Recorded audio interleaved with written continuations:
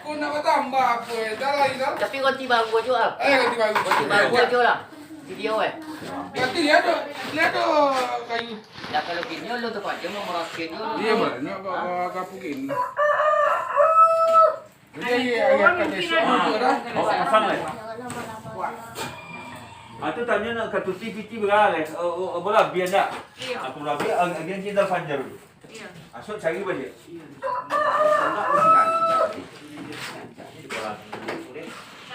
Oh, katanya udah terima. Ya ada. Dah. Tak curi. Enggak kurang aja. Kurang kayu ah. Selesai. Kalau lantai tadi black aja. Enggak, kurang. Oh, jadi yang satu dari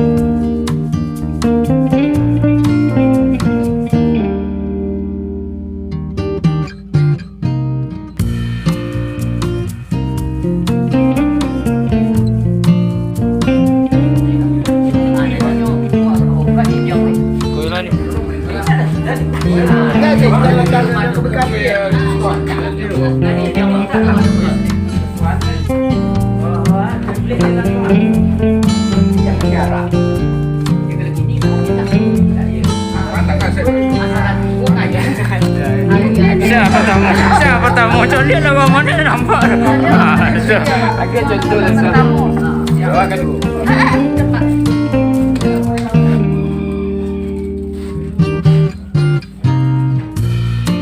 Alah, nak kau asyik. Dia. Awak situ tu. Nak lama udah dia set.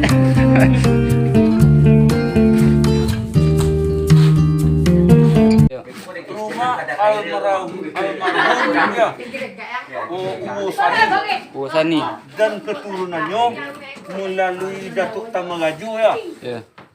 Melalui Datuk Tamaraju. Umaku disaran untuk memakai di awak dan di balai saja. Banyak itu menyangwak. Ada nama dua.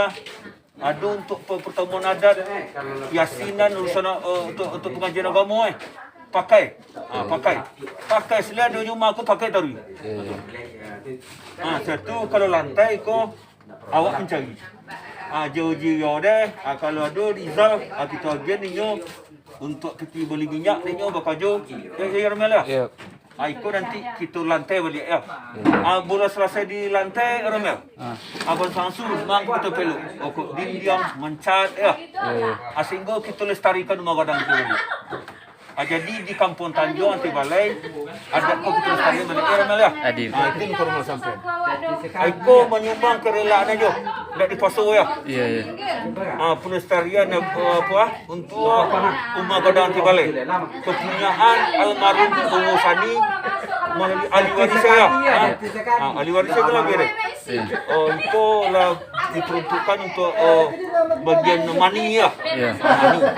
Tapi anak mani saja bagian amak termasuk anak Kimar ya. Jual lagi tinggi saja. Sepakat dia punya pakai. Dipakai untuk membawa di balai ya. Sepanjang rumah aku ada pakai.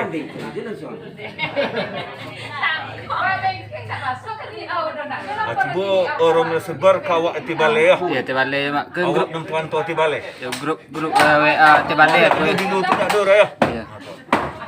Kalau kamu nyumbang silakan. Kalau tidak ya pak ada ya. Dan ikut tak akan kita apa. Kita bangun.